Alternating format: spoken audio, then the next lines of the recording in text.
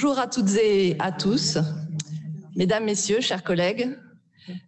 Quelques mots pour vous accueillir et dire l'importance de ce colloque pour l'INSPE d'Aix-Marseille. Bienvenue à toutes et à tous, que vous soyez en présentiel dans cet amphi ou à distance, parfois très loin, en Suisse ou en Belgique ou encore au Québec. Et l'heure de démarrage du colloque, je crois, est en phase avec le décalage horaire. Encore plus avec le contretemps technique. Merci pour votre participation à distance et merci aussi pour votre présence. Cet amphithéâtre accueille traditionnellement des étudiants, des enseignants, des chercheurs, mais il est vrai que sa fréquentation ces derniers temps n'inspirait pas vraiment la joie. Je suis donc très heureuse de le voir revivre un peu et se remplir un petit peu à nouveau. Je remercie tous les participants et en particulier François Héran, que je salue et qui nous honore de sa présence. Vous êtes le bienvenu, monsieur, à l'INSPE d'Aix-Marseille et pouvez y revenir quand vous le souhaitez.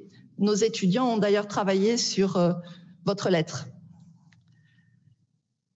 Cette INSPE est une composante de l'Université d'Aix-Marseille qui sait, en tant que composante, je crois, j'ai la faiblesse de le penser, tisser avec ses partenaires les liens indispensables avec le terrain d'une part, les écoles, les établissements, l'employeur, l'éducation nationale, et la recherche, les chercheurs, les laboratoires, dont l'IREMAM, et la structure fédérative de recherche Sphère, créée par Jacques Ginestier.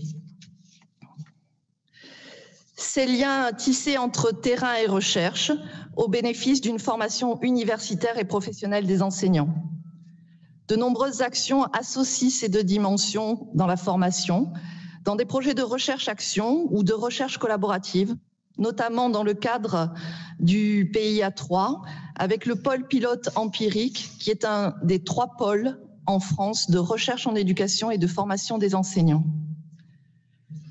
Ce colloque, que vous avez intitulé « L'école au défi de la pluralité ethno-religieuse » et les questions qu'il soulève ont une importance majeure pour l'INSPE à l'heure où le travail sur de nouvelles maquettes de formation pour nos étudiants de master inclut la réflexion absolument nécessaire sur la transmission des valeurs de la République. Ces questions sont actuelles et sensibles à bien des égards et nous avons besoin plus que jamais qu'elles soient éclairées par la recherche. La science qui se nourrit des controverses et du débat scientifique entre chercheurs. Je salue cette dynamique collective qui s'exprime à travers ce colloque.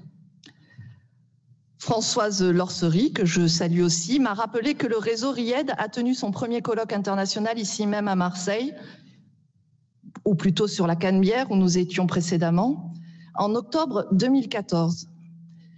Merci Françoise de m'avoir offert le livre Éducation et diversité, les fondamentaux de l'action, qui, je crois, est né lors de ce colloque, non pas sans difficulté, me semble-t-il, n'est-ce pas Françoise, mais qui existe désormais et à qui je souhaite une belle vie. Il me reste à remercier les autres organisateurs du colloque, en particulier Valérie Orange et Julien Garric, avec un témoignage de reconnaissance appuyé pour Julien, dont les qualités humaines, l'engagement et la disponibilité sont une richesse pour l'INSPE. Merci au personnel de l'INSPE, sans qui, et ce n'est pas non plus une formule, rien ne serait possible. Je vous souhaite donc de vrais échanges, des discussions vives et amicales. Je suivrai attentivement les travaux du colloque, autant que je le pourrai. Ils seront d'ailleurs rendus disponibles en ligne pour qu'on puisse le faire et reprendre les travaux dès que ce sera possible. Et encore merci aux équipes de l'INSPE de rendre ça possible. Je suis sûre que ces travaux constitueront, et je n'ai aucun doute là-dessus, une base de travail pour la communauté de l'INSPE, les enseignants et les étudiants de l'INSPE. Je vous remercie. Bonjour, moi je suis Christine Hussard, je suis maître de conférence. Ça marche pas? Celui-là, parce que là j'ai coupé, c'est parfait. Rien. Ok, donc c'est bon. Donc je recommence. Donc Christine Mussard, maître de conférence en histoire contemporaine. Moi, je suis un petit peu ici à la croisée des deux institutions, puisque j'ai la chance d'être à la fois enseignante à l'INSPE d'Aix-Marseille et puis d'être chercheur à l'IREMAM, l'Institut de recherche et d'études sur les mondes arabes et musulmans, sur lesquels je voulais vous dire justement quelques mots en ouverture de ce colloque en lien avec ces thématiques éducatives. Alors avant tout, je vais moi aussi remercier bien évidemment Julien Garric et Françoise Lorcery de me faire l'honneur de participer à l'introduction de ce moment de travail, qui est un moment de travail fondamental, je pense, dans les questions qu'il soulève lorsqu'on regarde la richesse du programme de ce colloque. Et cette importance, on l'a un petit peu éprouvée. Alors moi, je l'éprouve à la fois dans mes fonctions d'enseignante et de formatrice, de professeur stagiaire notamment, en histoire-géographie, qui ont été particulièrement affectés cette année. Un certain nombre d'événements qui se sont produits et qui sont toujours en demande, bien évidemment, d'échanges et de conseils. Et puis, par ailleurs, dans les fonctions que j'occupe à l'IREMAM, je voulais aussi dire justement l'importance de ces questions, qu'à l'IREMAM, je regarde avec d'autres collègues, je dirais peut-être un petit peu de l'autre côté, donc du point de vue du Proche-Orient et du Maghreb, au travers notamment d'un axe transversal éducation, pour le dire rapidement, qui a pris naissance en 2016 et qui connaît un séminaire mensuel dont la thématique cette année s'intitule « L'école empêchée, institutions scolaires et autorités en contexte de crise, 19e, 21e siècle ». Donc pour vous, c'est le défi. Pour nous, c'est l'école empêchée. On a fait aussi quelque chose d'un petit peu moins marqué, que c'était la première édition, Françoise avait participé, qui était l'école à l'épreuve avec quelque chose d'assez large. On voit bien que cette école, elle est dans tous les tourments que la société peut connaître. Et lorsqu'on les regarde du point de vue du monde arabe, on s'intéresse à des territoires qui sont marqués par l'héritage colonial, par les guerres, par les fortes migrations, qui nous conduisent à finalement regarder ces questions du défi posé à l'école, du point de vue, d'un autre point de vue, en décentrant le regard. Et pour vous donner un petit peu envie, peut-être, qui sait, de participer à ce séminaire, et là je dirais que la distance nous a plutôt servi, puisque grâce à cette mise à distance, nous pouvons un vendredi par mois avoir la chance aussi d'écouter des collègues qui ne pourraient pas se déplacer par ailleurs. Donc ça a plutôt ouvert de notre point de vue un petit peu les échanges. Et il se trouve que la prochaine édition, sans vouloir faire concurrence, ça va être à vos belles journées, c'est demain matin. Juste pour vous donner justement quelques pistes sur la richesse et la diversité des problématiques qui sont aujourd'hui portées par des jeunes chercheurs en sciences sociales en lien avec l'éducation, mais qui résonnent énormément avec certains de vos thématiques dans les demi-journées à venir. Il y a par exemple demain Lamia Mellal qui va nous présenter son projet de thèse qui s'intitule « Mémoire des conflits et conflits de mémoire en salle de classe ». Analyse comparée entre l'enseignement de la Nakba en Israël et de la guerre d'Algérie en France. Nous avons eu d'autres types d'interventions, comme celle de l'anthropologue Simone Espera, qui a évoqué la situation au Liban, crise politique et changement pédagogique, les développements du secteur de l'éducation nord formelle au nord du Liban, donc des réseaux d'écoles qui se façonnent justement en lien avec les mouvements migratoires venus de Syrie. Autre type d'intervention, les études coraniques au Maroc depuis les attentats de 2003, convergence entre étatisation, sécularisation et salafisation, un travail qui sera présenté par Géraldine Jeanvrin, qui est post-doctorante à l'EHESS. Donc toutes ces thématiques recoupent aussi des questionnements qui sont plutôt centrés, je crois, sur l'espace national, ou en tout cas en grande partie dans votre programme, mais elles les questionnent depuis d'autres espaces. Et on voit bien que l'existence de tous ces travaux extrêmement féconds aurait intérêt encore plus à se rapprocher, à se nourrir les uns les autres. Et en tout cas, ils rendent compte de la grande fécondité du champ de l'éducation porté par les différentes sciences sociales. Ça, c'est quelque chose que je trouve fondamental. Et je voudrais rajouter qu'il me semble que finalement, ensemble, à la fois cette journée qui se situe à la croisée de la recherche fondamentale et peut-être aussi de la recherche-action. L'idée, c'est aussi d'en faire quelque chose dans le cadre d'un lien important entre la recherche, la formation et le terrain. peut-être vont tendre à montrer que l'école, quand elle est au défi, quand elle est à l'épreuve, quand elle est empêchée, hein, si on fait le lien avec le séminaire de l'IREMAM, eh bien, elle n'est pas seulement écrasée, elle n'est pas seulement bouleversée, elle peut se réinventer, elle peut fabriquer des choses positives. Et je crois, enfin, moi, j'ai envie qu'on aille dans cette réflexion à la fois de l'analyse de la difficulté pour peut-être la dépasser. Voilà, en tout cas, je nous souhaite à tous de très bons moments d'échange, d'apprentissage et d'efforts de compréhension. Bon colloque. Merci. Je vais juste dire 2 mots moi, pour présenter le colloque lui-même et le RIED qui a été à l'initiative de cette rencontre. Le RIED, c'est un réseau de travail interuniversitaire d'abord, c'est-à-dire qu'il repose sur les universités de ses membres fondateurs, et nous sommes 5 au départ, 2 québécoises, un belge, une suisse et moi.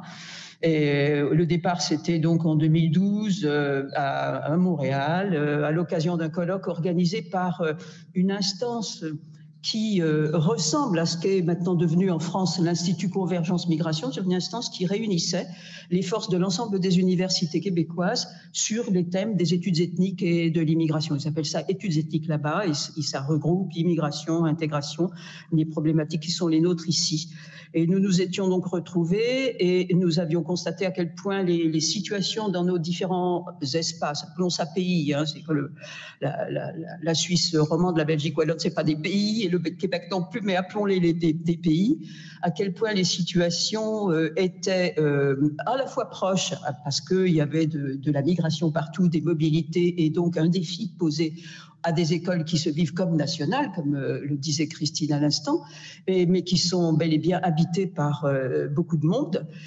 Donc des ressemblances et même des mots qui se ressemblaient, dont le fameux mot diversité, puis en même temps des réalités contextuelles, des réalités institutionnelles, des écoles organisées de façon très variée selon les lieux, étaient différentes et il nous semblait possible de profiter de ces contrastes. Parce que comparer, finalement, c'est essayer de trouver des différences et les expliquer et donc affiner les questions qu'on se pose.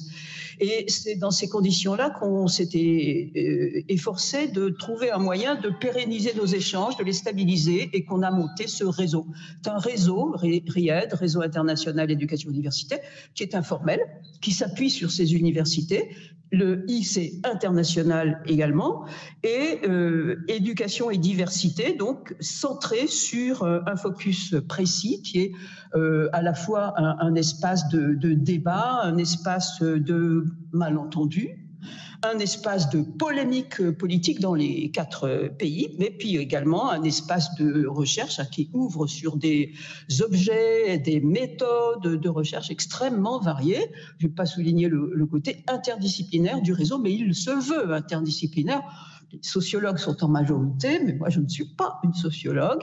Et il y a des historiens dans la salle, il y a des gens des sciences de l'éducation, il pourrait y avoir des juristes, il pourrait y avoir des philosophes. On n'en serait que plus content parce que les questions dont il s'agit, les objets dont il s'agit sont complexes et touchent à des tas de dimensions de nos différentes organisations sociales et politiques.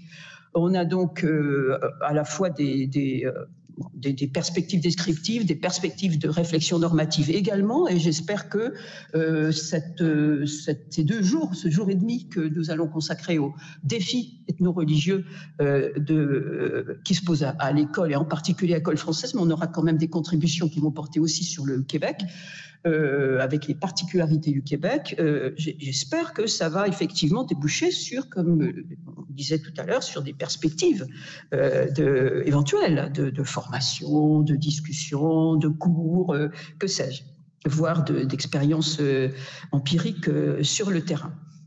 On a eu donc une première, on a créé un conseil scientifique, une première réunion à Bruxelles en 2012, et puis la première réunion de la rencontre internationale à Marseille en 2014, et de fil en aiguille, des rencontres internationales qui se sont tenues tous les 2 ans. Jusque la rencontre internationale prévue à Bruxelles en juillet 2020 achoppe à cause de la pandémie. Et là, on a vu Bruxelles repousser à juillet 2021, puis repousser encore à juillet 2022. Nos collègues se sont dit non, c'est pas possible, on va pas faire une réunion internationale avec des masques, ça ne semble à rien. 2022, et nous en France, on s'est dit mais on va pas rester 4 ans sans rencontres, sans activités qui nous réunissent, qui nous permettent de faire le point de là où on en est.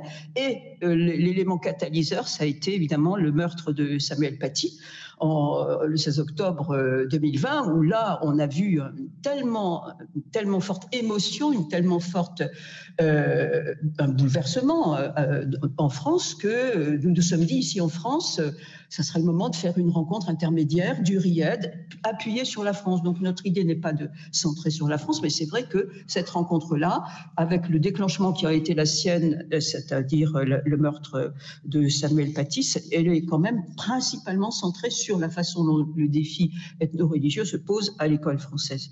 Alors nous avons à ce moment-là ici décidé, en prenant des contacts à droite et à gauche, au Québec, en Suisse et en Belgique, décider de monter quelque chose à partir de la France, à 3. Donc le petit groupe d'organisation, c'est les 3 personnes dont il a été question déjà. Valérie Orange, qui est une docteure de l'Université du Québec à Montréal, qui a fait sa thèse sur les interprétations de la laïcité par les enseignants français, en montrant à quel point cette diversité des interprétations a des bases sociales et, disons, professionnelles que l'on peut repérer. J'ai eu la chance qu'elle fasse son postdoctorat ici à l'IREMAM, parmi nous, et elle est maintenant donc chercheure associée à l'IREMAM avec de multiples autres tâches et travaux. Elle a accepté de participer à notre organisation, et donc elle a également, parmi les choses que Valérie fait, que je tiens à souligner, elle assure la continuité du blog associé au réseau qui s'appelle Éducation et diversité, et qui est hébergé sur la plateforme hypothèse.org. Et puis le 3e larron, donc Julien Garrigue, qui lui aussi a soutenu sa thèse, mais lui cette année, sur les exclusions ponctuelles de cours dans des collèges, c'est pas expulsion, mais c'est presque pareil, dans les collèges REP+, dans certains collèges REP+, de Marseille, et qui est le responsable de la formation des CPE à l'INSPE, et qui a, pour cette préparation, particulièrement œuvré à assurer la liaison avec l'INSPE lui-même, avec l'administration de l'INSPE. Merci Pascal d'avoir accepté non seulement de nous accueillir, mais de nous aider financièrement et de mettre l'équipe technique aussi à notre disposition. Et donc Julien a travaillé de près avec les techniciens pour que tout le monde finalement, à distance et en présence, soit en état de participer aujourd'hui. Alors, j'arrive à la fin de ce que j'avais prévu de vous dire. Pour remercier, donc, c'est l'INSPE qui nous accueille, comme il nous avait déjà accueillis au départ de l'existence de ce réseau, et qui nous a accueillis même très chaleureusement et heureusement. Je ne savais pas à quel point cet accueil serait précieux quand Pascal nous l'a proposé, mais là, toute l'informatique de la MMSH, où j'avais retenu des salles pour nous réunir, a été attaquée, et elle est hors d'état pour encore plusieurs semaines, peut-être des mois. On n'a plus du tout d'informatique à la MMSH, donc heureusement qu'on peut être ici et tenir ce colloque ici. Et puis, je remercie quand même aussi l'IREMAM, qui avait financé l'émission, qui était nécessaire grâce à la pandémie. Pour elle n'a pas que des mauvais côtés. Elle a permis de libérer une certaine quantité d'argent qui ne s'est trouvé pas dépensé parce que beaucoup de nos collègues ont dû annuler les manifestations qu'ils avaient programmées, qui étaient budgétées. Et du coup, du budget s'est retrouvé libre, et qui nous a permis d'inviter François Hérand. Et c'est un grand honneur et une grande reconnaissance que François Hérand soit parmi nous aujourd'hui. Nous a permis d'avoir aussi nos collègues de Bordeaux, Charles Mercier et Hélène Katz, Et puis Fabrice Dume, qui est un des pivots du réseau RIED, parmi les différentes responsabilités et activités qu'il a.